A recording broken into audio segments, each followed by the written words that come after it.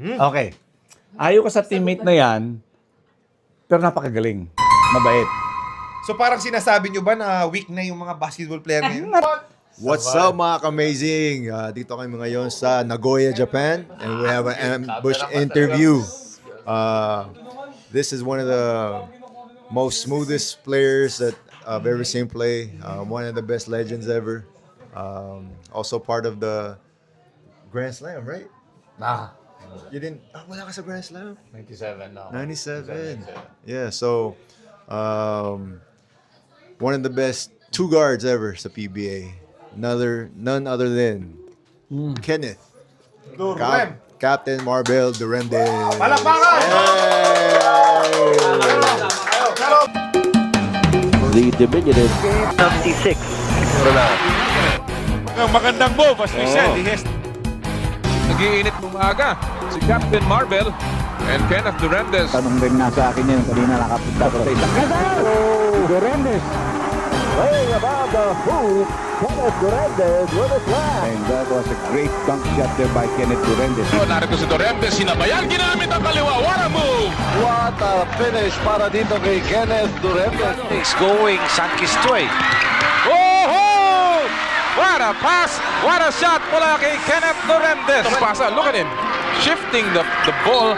Finger roll pa, partner. Off the glass, ha? Parang pay the win na layup. Gano'n katagal? Took them 3 years to win a championship. Ay, Duremdes! With a slam! Sobrang lakas to na parang pag question mark ito. If you want to win this ball game, ito ang kailangan nyo pigilin. and the fast break play, Kenneth Duremdes. Fast break pitch ni Marlo Aquino to Kenneth Duremdes for that first slam by Kenneth. Another look at that. Steal, another turnover. Duremdes gets the opener and a slam dunk.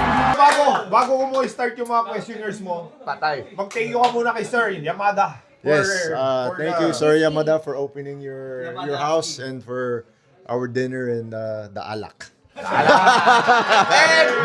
And that's Sake! So ito, mga mainit na questions sasagot to dahil Nakainom na.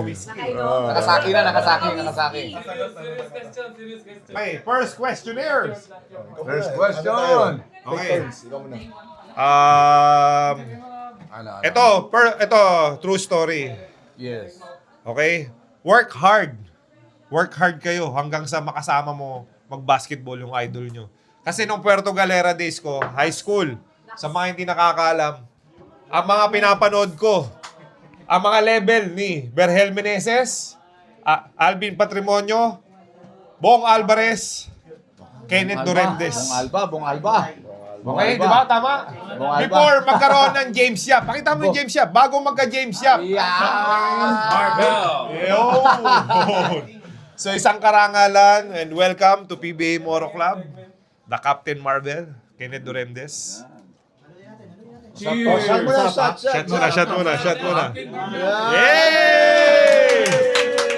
So alam nyo na. So Idol, ilang years yung PBA career mo? 13 amazing 13 years. So dun sa 13 years mo, yung usual questionnaires. Ano nga sasabihin, no? Yung kasi ang tawag dito ambush interview. Hindi niya alam i-interviewin siya. Kailangan hindi siya makapag-isip. Wala na ka ready. Padating sa'yo. Gusto mo i-ambush ka rin namin. Okay. Malupit yung mga questioners ko sa'yo. Kumanda ka. Ayun! Chat na. Controversial. Ayan! Okay. Kenneth Duremdes tayo focus ngayon. Next time ka na, ha? Okay lang sa'yo? Okay lang? May audience tayo ngayon, Okay. boy. Live audience. So, sa 13 years mo, of course, meron tayong paboritong naging basketball team mo. Kasi, syempre, marami rin tayo naging basketball team. Sino sa ang Kenneth Duremdes, saan ka pinaka-favorite na basketball team mo? Alaska, siyempre. Alaska yan. Pero, may question kasi si JJ kanina. Kasama ka ba dun sa nag-champion nung Santa Lucia? Hindi na. Wala na siya. Sabi ko sa'yo, wala na. Sa Coca-Cola. Pero dun sa Alaska kasi, ilan beses ka nag-champion dun? 4. 4 times MVP. Tapos MVP. Doon, Anong year? 98. 98. So tingnan mo sa PBA Moto Club lang nangyari. MVP. Ayun. Pagkasama sa isang team. Rookie of the year. Bakit ako nag-Rookie of the Year? Bakit? Ikaw na lang sumagot sa ganun. Dahil sa'yo. Tapos, may The Rocket tayo, bonus. At Negros Sniper. Gilas. Star player natin. Grabe! Okay? Good choice pala ako. Of course. Dito lang sa Japan nangyari yung lineup na to. Solid yung lineup mo, madam. Talaga? Yeah, Solid Okay, dahil may favorite ka, meron din tayong hindi favorite na naging team. Yan yung mga questioners na inaabangan ng lahat. Dahil naka-whiskey ka na, alam ko sasagot to eh. Sagot. Hindi favorite. Siya, hindi, I mean, meron kasi tayo as a player na ayaw ko to sa team na to. Hindi ako masyado nag-excel dito eh. Doon ako sa Alaska, favorite ko yun. So, sino ngayon sino yung ayaw mo na, hindi naman masama yung loob mo. Ulang pa. Okay, so, sino ang hindi favorite na team ng isang Captain Marvel? Yung Coca-Cola siguro.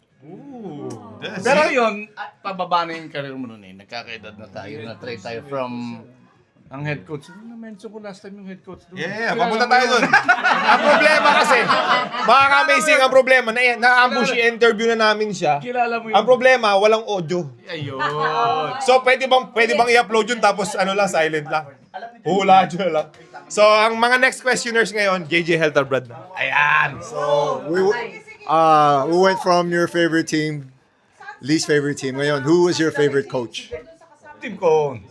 Alaska kasi. Alaska, team ko. That's too easy. Ngayon, Easy. opposites, sino yung least favorite coach? Na-mention ko na natin. Binky Pabis. Coach Binky, shout out, Coach Binks. Jerk. Pero hindi naman masama yung loob mo. Hindi ka lang yata siguro nag-excel kay Coach Big. O masama loob mo kay Coach Big. Hindi naman masama, pero naintindihan natin yung time na yun, pababa na tayo nun. Kasi, happens siyempre, si talaga Coach Binky, gusto niya mga bata, that time. Pababa na yung career mo eh. Pero, tayo mga player kasi may pride eh. Pero feeling natin minsan kaya pa eh. Kaya pa. Pero, sa mata ng coach, sa isip niya, hindi mo na kaya. Nangyari kay Actually, JJ that's yun. the hardest thing to accept Yes. whenever patapos na yung career mo. And nasanay ka kasi superstar ka. So you're so used to playing a lot of minutes. Actually, that's the biggest adjustment talaga. Ikaw, relate? Utak na lang malakas. Game siya, may question ka ba? Wala akong question. Idol ko lang yan. Idol mo rin. Idol ko yan. Question. Ito, may story. Wala akong question kay Idol. Sinabi ko sa kanya kanina sa airport na talagang siya yung idol ko sa PBA. Silang dalawa ni Danny Seagal. So, nung grade school ako, yung baon ko, pinambibili ko ng PBA ticket. Manonood kami sa Grade school pa lang. sa Pasig, sa Field Sports Arena. So, Alaska days niya. Talagang siya yung... So, isang karangalan na kasama mo. Oo, syempre. So, Tsaka, ipapasa mo yung bola lagi sa kanya. wala kayo pa sa akin. Sa kanya. Pasa. Sa salbak na ganyan. Pero seryoso ako, idol ko si... Hanggang ngayon, nakita ko yung layup niya na gano'n eh. Tapos Ayun. Sablay lang. pero na-rebound ulit. Balik. Okay? Okay. Teka, testing muna ulit. Baka wala tayong audio. Kinakabahan na ako eh. Patay. Okay, meron yung mga questioners kasi galing din sa mga viewers. Question mismo nila. So, naalala ko, pinapatanong, ano yung jersey number mo and meron bang meaning? Jersey number 19. Ano yan? Binigay ni Chot Reyes yan sa akin nung time namin, mga drafting pa sa PBL nun eh. That was Philippine Basketball League. Pa yun yung amateur league natin. So, nasa China kami noon, 18 under, may Asian tournament. So, while we're playing dun sa China, nagkaroon ng drafting sa Pilipinas sa PBL. First time nagkaroon ng drafting for amateur. So, wala ako. Tapos, 4th round na ako na-draft. Fourth round. Yung mga ibang mga team owners, hindi nila ako kilala dahil nasa youth kami. Yung mga kilala, yung mga veterano, mga players, right for PBA na. Ayun. So, 4th round ako na-drop. Si Chot ang dumating. Nung dumating si Chot, nagalit siya dun sa team manager ng Burger Machine. Sabi niya, ba't di pa nada-draft yan? So, that was the time na si Chot nagsabi na ako 4th round. Kaya pagdating ko ng Pilipinas, galing sa China, yung jersey ko binigay ni Chot, number 19 na. Oh, that's so, rare, parang lucky number, kinip ko na. Ano yan? Grabe, oh. Hoy, sino ka sa galing yan? Grabe, oh. Ba. 19. So, very rare, no? Na coach yung nagbigay ng number. Si Chot. Tayo pumipili. Si Chot. Yeah, si Chot. James, siya, bakit? Adamson Pride. So, bakit ikaw? Bakit 16 ng number mo? 18. Bakit 18 number mo? 18. Dahil gusto ko talaga 9. Nice. Oh, 9. Samboy Lim eh. Tapos nung dumating ako doon sa Wasyong, may 18. May 9. Okay. So sabi ko, times 2 na lang na. What a logic! Times 2 na lang natin. Times 2 na lang. Ano pala ang meaning? 1 plus 8, 9. Matalino bata. Si Matalino Samboy bata. pala idol. Si Samboy. So nakita nyo dito lang sa PBA Moto Club talaga yung mga true story, di ba? Kita nyo yung logic. Simula nun, yun na yun. Okay, so meron din pinapatanong the usual, lalo na kasi 'di ba tinanong na rin natin kina Bong Alba yung mga usual na questionnaires sa Bong grupo Alba, nila. idol ko yun ah. Ano ang mas malakas na basketball before? Ngayon o yung dati nyo? Hindi pwedeng masagot ng maayos dahil hindi mo na-experience yung ngayon eh. As a player ha. Correct. As a player, hindi mo na-experience yung type of basketball ngayon. I by your eyes only. The when you watch. Yung PBA ngayon o yung PBA dati? It's in terms of physicality, mas hard ang basketball before. That is true. Inabutan ko yung Jaworski era na no blood, no foul eh. So that was the hardest. And pag weak ka, pag medyo soft ka, parang hindi ka welcome sa PBA nun. Parang sasabihin ng mga veterano, hindi ka pwede dito. May nang loob mo, duwag ka. So yun ang mga mindset ng mga veterano nun. So I don't know kung ngayon, hindi ko na-experience yung physicality, pero sa nakikita ko, maybe because of, yun, marami nanonood ng mga kabataan. Mga bata, medyo inano na yung TV. Dahil, siyempre, violence. Pero dati walang ganon. Walang ganon. So, mahirap ang basketball before. Medyo masakit sa katawan. Yun din sabi ni Gwen. Masakit, oo. Pare-pares sila ng answer, no? Alvin Patrimonio, Bong Alvarez. Kuya Johnny. So parang sinasabi nyo ba na weak na yung mga basketball player ngayon? Not naman weak. Maybe the, Hindi, iba na yung play style eh. Saka marami ng rules. Kumbaga The pagka rules. nag-hard foul ka, The rules. bayad ka kagad. The rules. The rules. Everything's outside. 3 points eh. Dati, di ba, may post up. Ngayon, post up game is gone. Wala Yeah. na. Before kasi, pag mga coaches, ang mentality ng coaches, Inside, pag pwede mong inside, sure ball 2 points, 2 points ka. Rather than taking 3 point chance off the fast break, ayaw nila yun. Pag ginawa mo dati yun, upo ka sa bench. Pagagalitan ka ng mga coaches. Pero ngayon, iba naman. Ngayon, Pag that's- open ka, hindi mo tinira, pagagalitan ka naman ng coach. Pati yung bigs, 93 points. 93 points. So, magkaiba. So, anong choice mo before? Pag yun ang coach mo ganun, di susundin mo siya. So, doon ka sa 2 points, sure ball. Sabihin pa dati, may kasabihan yan eh. Lay up na eh. Ba't mo ititira? Ito, sure ball. So, yun ang mga mentality ng mga coaches noon. Pero yung mga players, kaya pag gustong i-lay up talaga yun. Kasi magagalit ang coach pag tinira mo, na na-miss mo. While may opportunity for a layup. Pero noon po pwede kayong mag-explain. Kunyari, mali yung ano ninyo, pero sa tingin nyo tama yung ginawa mo, pwede kang mag-explain. Ay, hindi. Walang social media pa dati. Ngayon kasi pwede mo explain sa sarili Hindi. mo account. Never coach is question never a wrong. coach before. Yeah, your coach is never wrong. Pero tama naman yung ginawa mo, hindi talaga pwede. Makakatikim ka sa coach dati. Doon ka sa dulo. Oh. Okay. Lunch ka na. Sir Yamada, you okay, sir? Sabi mo? Sir, you okay? Kunyari, You don't understand, but kunyari, tama you good? naman yung ginawa mo. Okay. Ka or It's what, okay. or hindi Hindi ka naiintindihan. kunyari, pero alam mo tama naman yung ginawa mo, pero Pero may instruction kasi yung coaches eh. so pwede ka mag-explain? Hindi ko pwede ma-explain sa coach. Hindi pwede. barangay madam mag-explain doon. Hindi pwede. Kasi ang instruction ng coach ang sundin mo. Nakakasura. Ito. Idol, di mo pa tinatanong. Sino ang pinaka-favorite basketball player mo? Growing up. Kasi lahat tayo may ganyan eh. Ikaw, di ba? Samboy Lim. Ikaw. Ako, Samboy. Jordan ako. Samboy. Sa PBA? Samboy. Samboy. Samboy kami.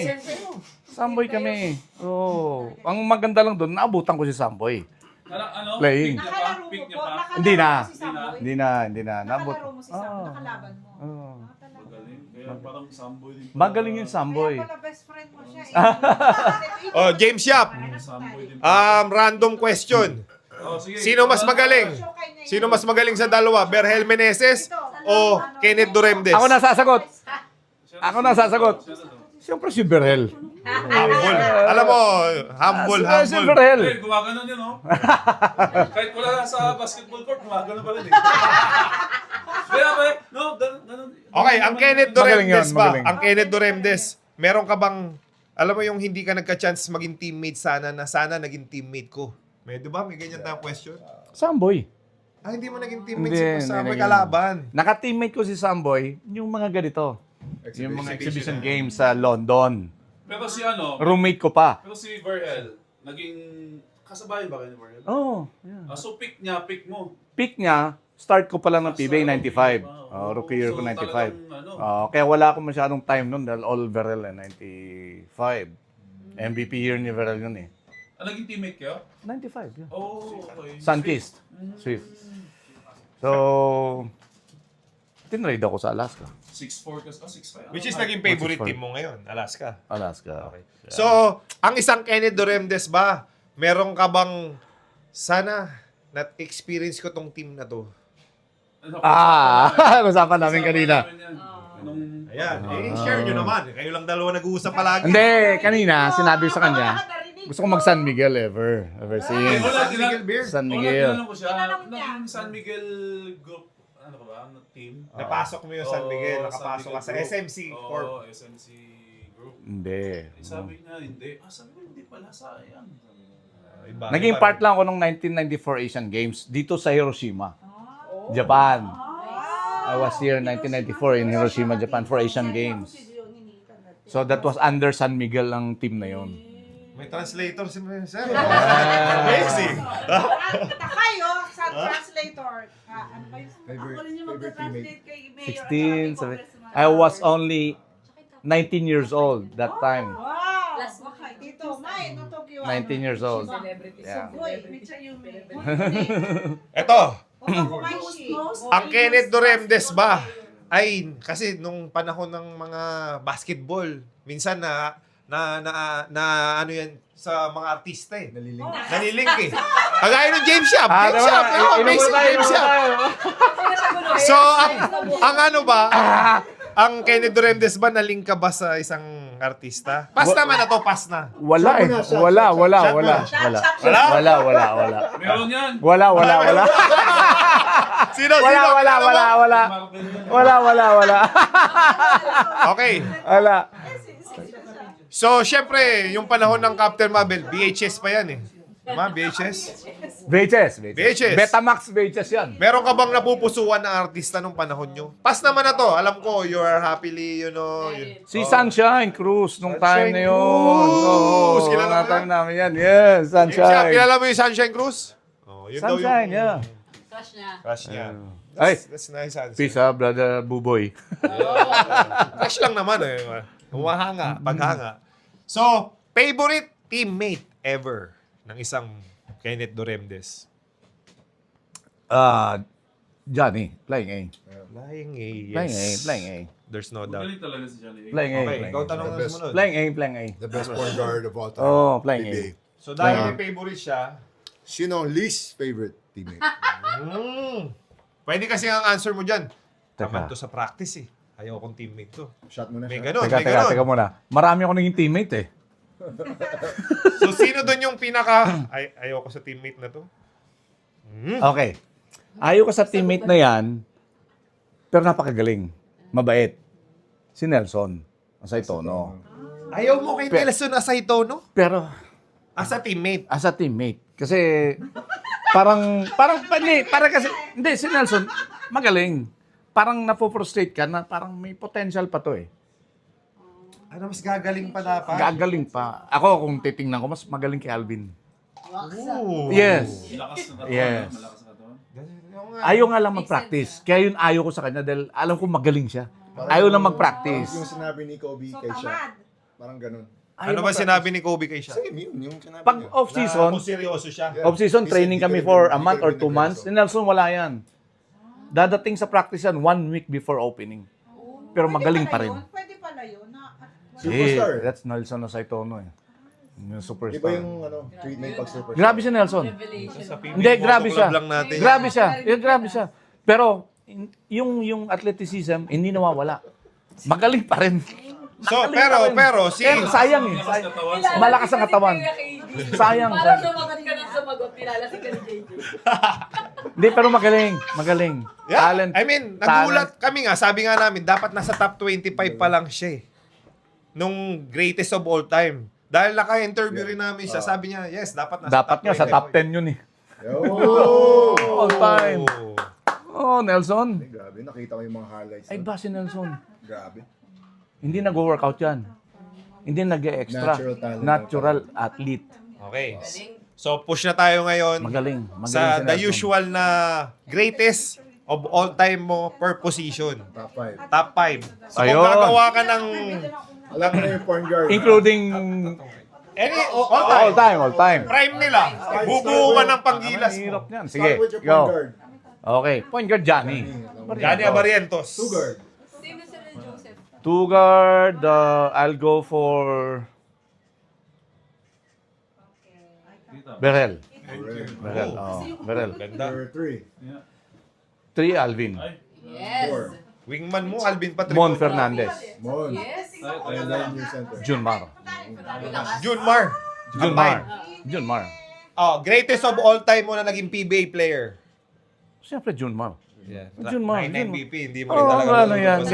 Hindi mo matatanggi yan. No-brainer na yun. No-brainer yun, Junmar. Junmar. Yeah. Siyempre, pag tinanong kita ng prime to prime, Asita Olaba versus Junmar. Junmar. Junmar. Junmar. Same kami. Junmar. Sa NBA, greatest of all time mo sa NBA. MJ. Michael Jordan. MJ, matik yan. Wala si MJ yan. Yung James Yap. Yung James Yap, anong greatest of all time mo? MJ. Pero James ka, LeBron James. Hindi pala James Yap, LeBron James. Okay, so dito kami ngayon sa Japan. May makakalimutan ba tayong question? Meron pa. Habang umiinit, oh. Ayun, oh. Kulang, Oo. nabitin yung Oo. kay Doremdes, ah. Umiinit, oh. Ito. Meron. Okay.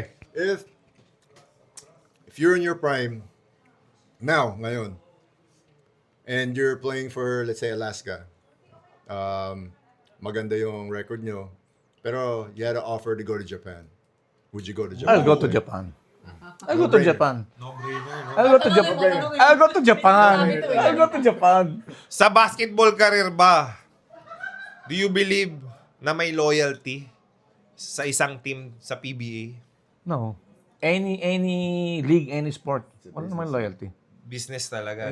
Yeah. So, most likely, kung may offer nga from, like what JJ said, kung inoperan ka ng Japan, so, dahil, syempre, we're playing basketball, of course, para sa family natin, di ba? So, you would choose Japan. Oh, yeah. Japan. Japan. May sinasabi si JJ. Japan! Kung nasa prime ka ng Ginebra, Japan. tapos may offer ngayon yung Japan. Japan. Bumaba-offer kita sa Japan. Hindi kasi Japan. nauso na kasi ngayon sila Ray Park, sila Kiefer, sila lahat, di ba? Showkay kita sa Toyama.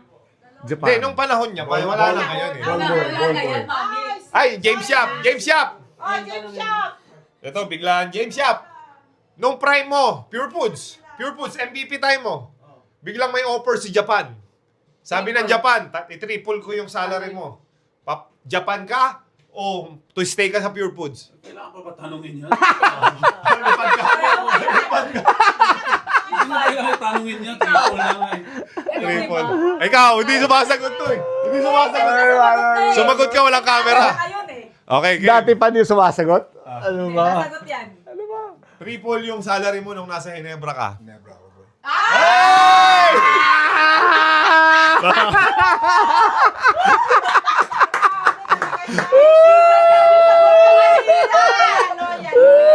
Galit sa kanya. Ginebra, ano yan eh? Ginebra. At least, loyal sa Ginebra, hindi sa PBA.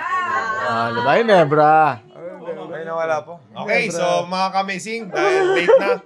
So, hope na-enjoy nyo to. Ginebra. Sana natuwa kayo sa ambush interview. Ito, literal na ambush interview. Kumakain kami, biglang binuksan namin yung camera.